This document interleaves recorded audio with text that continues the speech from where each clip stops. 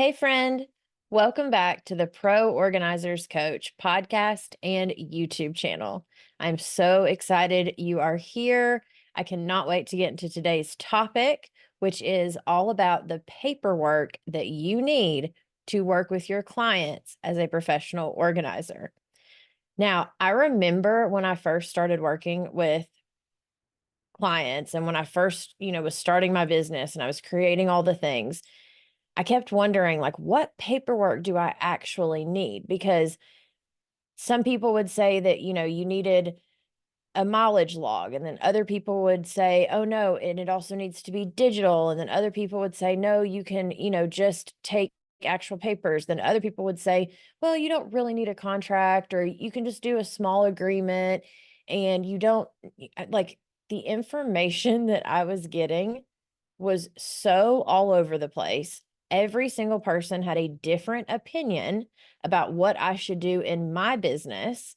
And so what I realized was I needed to think about my clients, what my goal is with my clients, and then go from there. So for me, the way I still to this day do the paperwork in my business is on actual paper. I go and print them out. They are very simple. It is just the agreement and then a mutual release of liability that I also put in with for my clients. Now, the reason I do that is because a lot of the clients that I work with, I'm helping them declutter more than I am actually organizing. So I'm hauling away a lot of things that they own. And so I've had to add things like making sure there's a spot in my paperwork that says anything that you release to Love, Laugh, Organize becomes my property. So then I have the authority to release those to the donation centers and to the dumps and that kind of thing. So my point is you will figure this out as you go and as you work with your clients. You can always pivot later on. But what I want you to know is that I actually have created a mini course where every single piece of paper that I'm going to talk to you about today in the mini course for $27 at proorganizerzacademy.com. I walk you through it all. You get it as a template that you can edit in Canva. It is so simple, and then you can print it off and just use what you need. Now, I even go over this in the mini course. It also is in the big course as well. But I have offered quite a few extra little pieces of things that you don't have to use them all. I wanted you to have access to them if later in your business you feel like you need them or that they would benefit you somehow, or if you even wanted to use as like a freebie. Like I have a couple bonuses that if you wanted to use them as a freebie, you could. The reason I put so many different things in there is because I want to make sure that whatever you need, you have. Now, you really can keep it super simple and do like I do and just do the client agreement and leave it at that. Now, I did not put the mutual release of liability in there because of legal purposes. That is something that you can absolutely look up online and see that, see and build your own mutual release of liability. Um, that is something that falls more under the actual, when you're a lawyer, like you need a lawyer for your business, those types of things. And so I didn't add the mutual release of liability to this set of paperwork because if you get insurance, you're good anyways. And I didn't know if you would be specifically working with clients to help them declutter. And I also wanted to make sure because every single state is so different. And so that's the one thing that I didn't want you to think, oh, well, I'm using this mutual release of liability, but then you didn't have a leg to stand on in case something happened in your business. But every other piece that I have, we're going to talk about very quickly. If you would like to go purchase the forms and the mini course that comes with it, where I walk you through every single one, how to edit them, what you need in them, all of the things. Again, just go to proorganizerzacademy.com. The links will be in the show notes below, or go purchase the big course where I can walk you step by step, and that has the paperwork as well. All right, so let's get into it. What do you actually need to use as a professional organizer working with clients. So, in my opinion, now there are some things that are helpful, which is another piece of what I did with this paperwork. These are a few things that you're probably not going to use for the rest of your business, but at the very beginning, it's super beneficial to have. I wanted as a coach to help you have options of things to look at, like, for instance, a project questionnaire. So when you go to do your consultation, depending on what the project is, I put a bunch of different questions in there that you do not want to ask them all, but it'll get your mind thinking, and you want to ask the ones that are beneficial and that just get you thinking, ooh, I probably should ask that question during the consultation. Now, the client does not have to see the questionnaire. You definitely do not want to overwhelm them with, like, hey, here's this whole questionnaire, fill out the whole thing. That is not what it's for. What it's for is to give you an idea of the questions you should be asking and to remind you of, oh, now that I'm in here during doing this consultation, I depending on the project, there are some different types of questions that I should be asking. Now, there's also the client intake form in the paperwork that I have for you. The client intake form is the form that the clients will never see. It's when you get on the phone with them. So whether they've called you or on your website you have a Calendly link or a form that they fill out, and then now you're calling them. However you get on the phone with them, once you get on the phone, you want this client intake form in front of you so you can ask questions and you know what questions to ask during the phone call. And then, like I said, for the project questionnaire, now you know what questions to ask during the consultation based on the client and what the project is. So, for the actual intake form, it literally is so, like, you want to keep it so high level and you want to ask more questions and just allow them to talk. And we're going to go more into this in one of the future episodes of this series that I'm creating for you, which obviously we are currently on episode 5 of the series. Now, again, there's so much to go into when you're starting a professional organizing business that I did not want to overwhelm you. I didn't want to go too tactical. So each of these are just something to get you started and to get you thinking about. If you want to dive further and you want all of the pieces, that's when you would go to the academy and purchase the How to Start Your Organizing Business course, which comes with the paperwork. It comes with 3 months free of our group coaching community. And it comes with a workbook. So as you're doing the workbook and you're going through the modules and you're doing the steps to start your business, you can write in your workbook, take a photo, pop it into the app of the group coaching community so we can support you and hold you accountable and give you, feedback. And then we have weekly group coaching that you can attend to ask your questions so we can support you on this journey that you're on, because it isn't just cookie cutter for everyone, and I wouldn't want it to be. We want you to figure out your unique purpose as a professional organizer. You don't want to look like what everyone else is doing. That way you stand out. That way you attract the right people to you.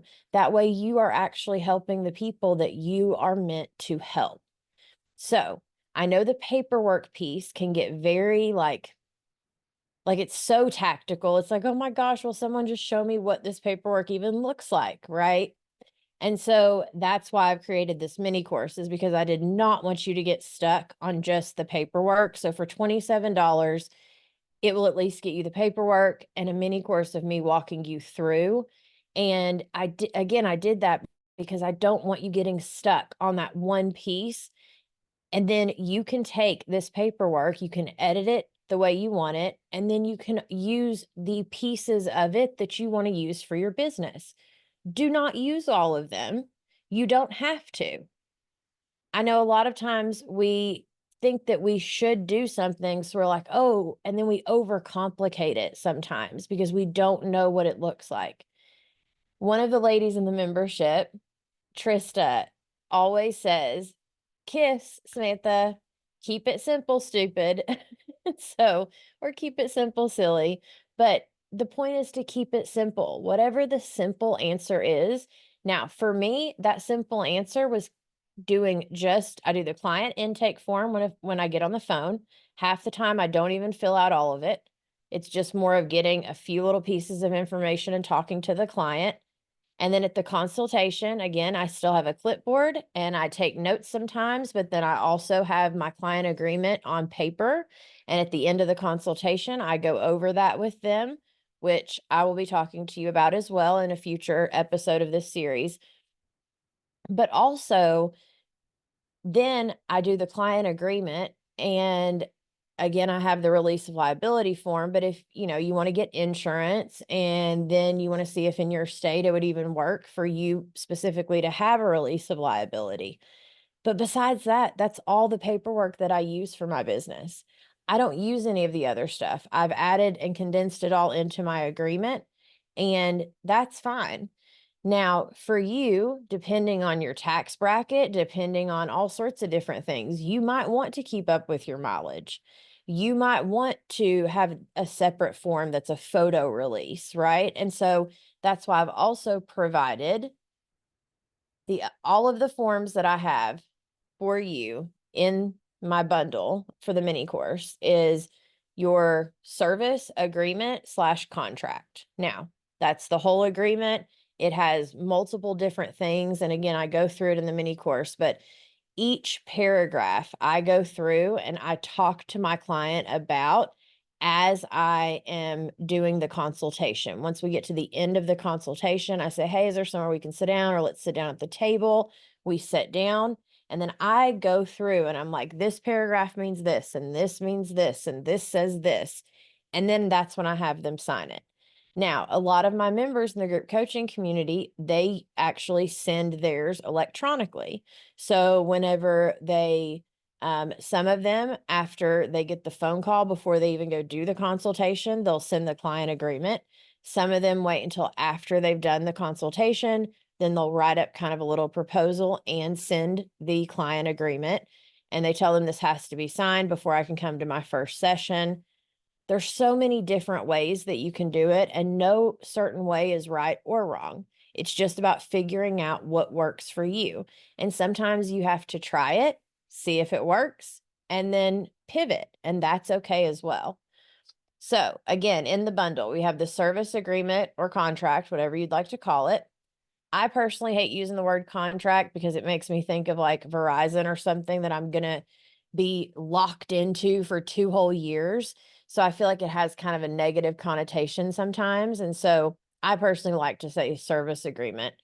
Um, and then the client intake form, which is the one during the phone call, the project questionnaire, which is the questions you would want to ask during the actual in-home consultation.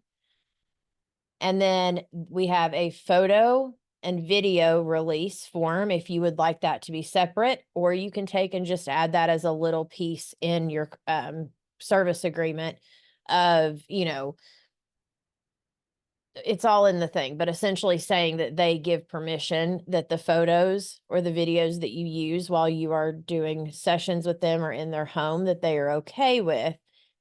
The way I always phrase it to them is, because everything's 100% confidential. So I always make sure to let them know it's for the before and after photos that I use, but it will never have like your name in it or any of like your kids' photos that are on the wall, anything like that. Most clients are like, oh yeah, it's fine, no problem.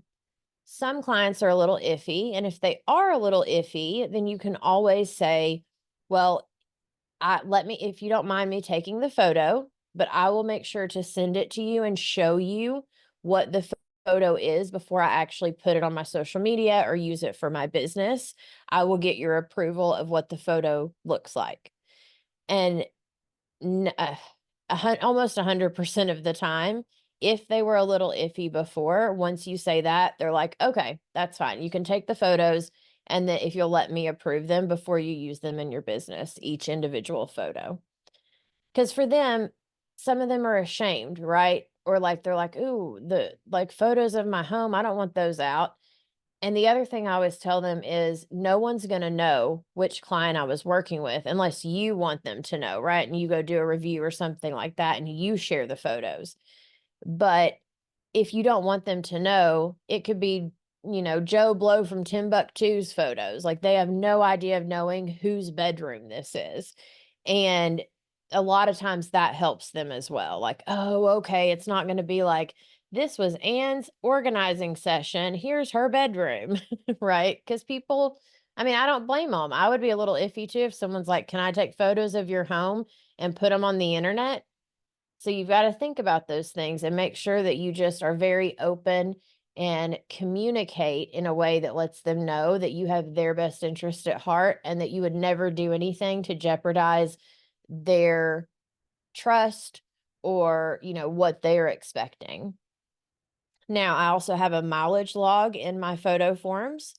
There's a testimonial request, which you could do this on paper, or now that everything's so digital, what I love is having my Google link.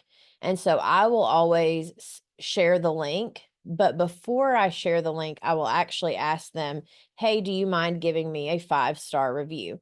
You've got to ask for what you want. And you don't want 2 and 3 and 4-star reviews. You want 5-star reviews. So you want to wait until they're at a point. You don't even have to wait until the job's fully done. If you've done a session with them and they are like ecstatic that day, that's the day that you can be like, hey, do you mind? So it really helps my business when I get 5-star reviews on Google. If I send you the link, do you mind to give me a 5-star review? You can ask them in person or you can text them after the session, either way. And once they say, oh, yeah, I'm more than happy to, that's when I will send them a review, the review link. But I will say, here's the link to leave me a 5-star review. I really appreciate you. Reminding them that I expect that 5-star review. So that's just a little tip with the testimonials. Now, the testimonial request, that's a piece of paper that if you would like to use, like the wording on there, you can always use the wording to ask someone like, hey, do you mind if I use your review on my website? Or, because there's different places that we want to make sure we have testimonials. We can also pop them on our social media accounts as like a post with like a pretty photo behind it or something with just the wording. And then you don't have to put the person's name if they're not okay with it, or you could put their initials or something like that. But or like just their first name maybe, but you could always ask them like, hey, what are you comfortable with me sharing this testimonial? Here's where I would like to use it. Do you mind if I use your first name and last initial? Do you mind if I just use your first name, or do you not want me to use a name at all? So point being is a lot of times it's just about asking the client. They will let you know. All right. And then I have a few things that are kind of if needed, right? So these are things that you're not necessarily going to need, but you could need. And so one of them is um it's a thing for an invoice. So like it's an invoice form. Now, you can always send an invoice through Square, which I talk about a lot in the course and in the community. You can use Square. You can use your HoneyBook account. You do not want to use your QuickBooks account because that will end up creating a double billing thing, which is a whole other thing for taxes. But just trust me, don't use QuickBooks to send invoices. But you can use it through Square. Again, you can use it through HoneyBooks. There's multiple places that you can send an invoice digitally. Now, this is more for if someone is wanting a paper invoice, which most of our clients do not. But if you've purchased a ton of product for them or you've done quite a few sessions, and they may want you to invoice them for them to pay it. Or like right now, I'm working with a lady through a trust company. So I have to send an itemized invoice of what the hours we're doing, any products that I've purchased. So this just gives you a paper invoice if you needed to edit it, use it, print it out, and then use it for sending it to your clients. But again, most people are okay with digital invoicing these days. And the other thing is a quote. So it's on here. It's a professional organizer quotation is what it's called. Um, but it's not a contract. It is our best guess at the total price. So this would be for someone if you are doing sessions or someone is like really big on wanting a quote. You just want to make sure that you keep on there that the terms and conditions, this is our best guess. Now, 99% of you that follow me and that listen to me, you are not going to be someone that needs to send a quote to a client. But there are some of you that are going to be doing the types of jobs that they need a quote because they need to get it approved, or it's such a big job that they need to get approval, maybe because you're going to be helping other businesses organize their business or whatever. And so I wanted to make sure that paper was in there in case you ever came across a time that you would need it. But if you don't need it, you definitely do not have to use it. And then the other, there is a billable hours form in here, which is, if you would like to keep up with each client, how many hours you've done, how long it took, the amount they paid you, just more for your records, or even for them if they ask. Like I have one client right now that has asked for the photos along with the receipts of everything we've donated because she plans on using them for tax purposes. So I actually created a Google folder on Google Drive, and I have uploaded all of the photos of the donations, anything she has decided to release. And I have taken photos of them along the way. We've uploaded all of those photos along with any receipts that I've gotten when I've taken the donations for her at the end of each session. And then if she was someone that for whatever reason needed some sort of paperwork for the hours we have worked together, then this would be a perfect piece of paper to use and write down each session we've done, maybe a little note about what we did that day, but it's more about the amount and keeping up with that as well. So again, it's just something that if you needed it, you could use it. Now, I've also got a client evaluation form. You do not have to use this whatsoever, but if you would like some feedback, especially when you're first getting started, that is the perfect form for you to ask a client to fill out once you guys are done working together. And it says things like overall experience on a scale of 1 to 10, specific services, like how was my onboarding process? How did you feel about my communication and responsiveness to you? How did you feel about the professionalism? And it says of our team, but you could put of my business or of, and then your name. The point is that you can edit all of these. And then it's feedback. This is more of a detailed, if you'd like to give us some feedback and a testimonial.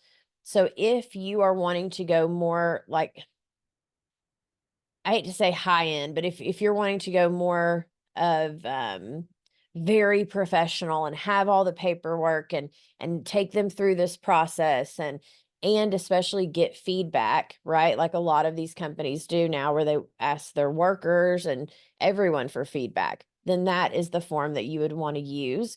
Just make sure to go through and edit it and then understand that you're going to get constructive criticism, but that's always amazing because that's going to help you grow in your business.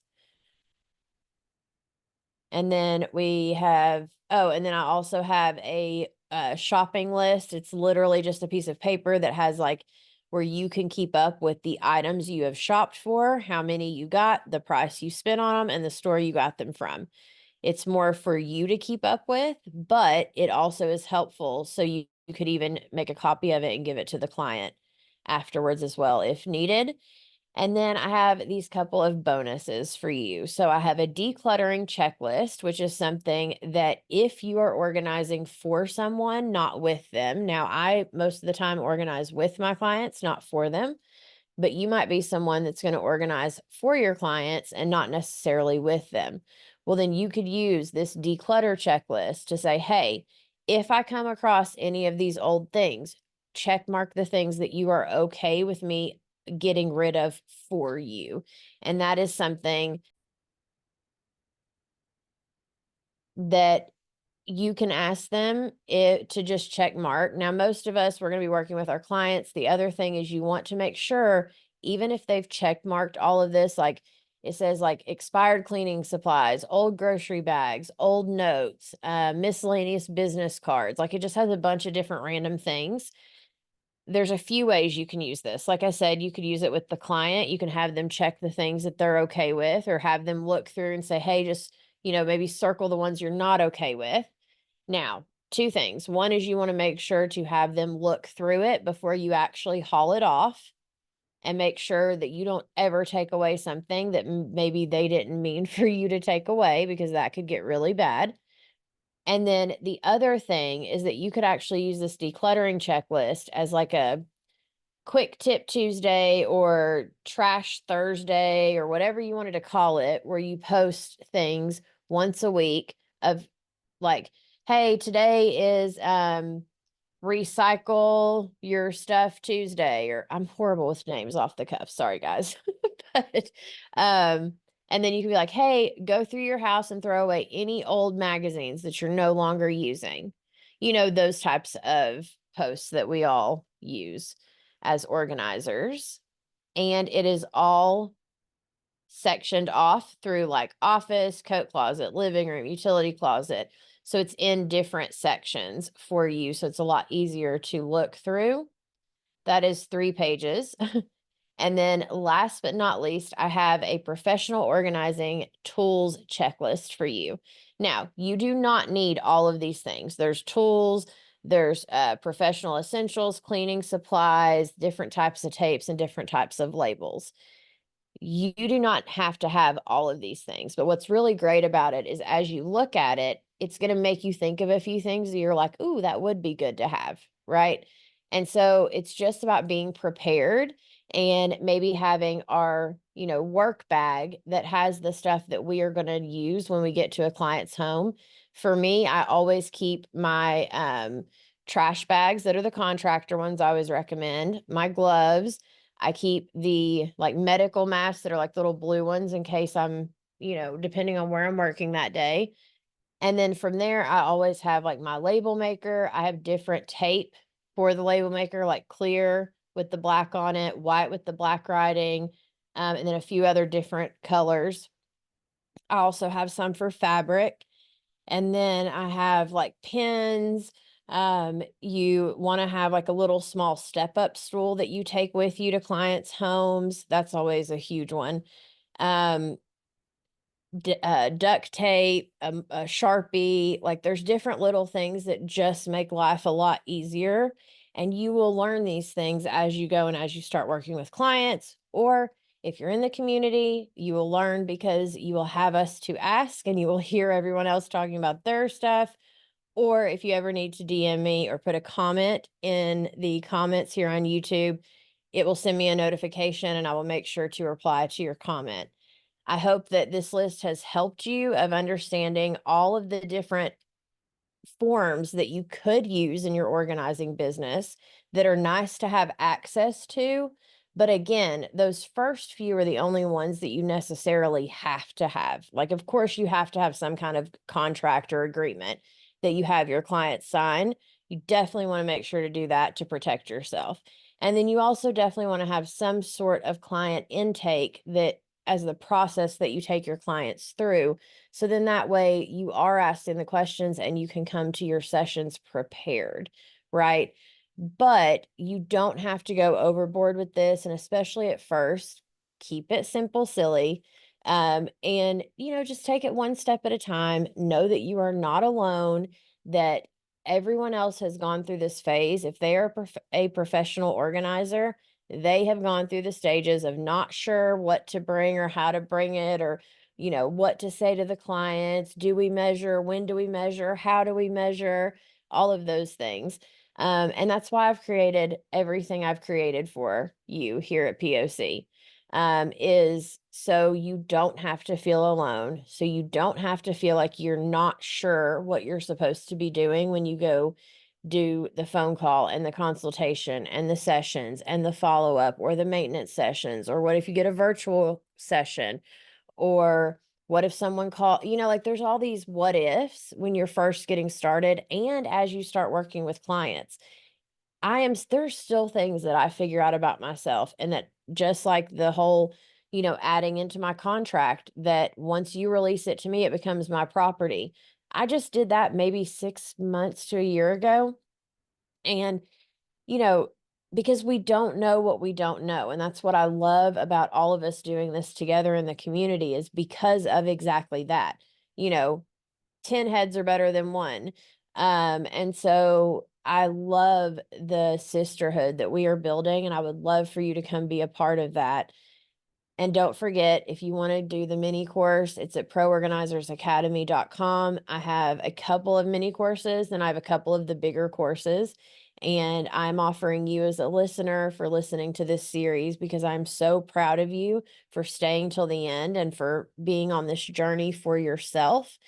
$50 off either one of the big courses, the How to Start Your Organizing Business course, or the If You Need a Website course. It's how to create your website in 5 days. And it comes with a template, it comes with everything you need, and it comes with a course of me walking you through tactically and tangibly how to do it and showing you how to do that as the course. So if you need a website, that's also a course that I have. But on either one of the big ones, am giving you $50 off. If in all caps you put in save 50, it'll give you $50 off either one of those, because I want you to succeed and I want you to be able to purchase the courses, go through the steps, get your business off the ground, but then also have us as a community supporting you and cheering you on along the way. I'm so proud of you. Keep going. I cannot wait to see you back in the next episode of this series.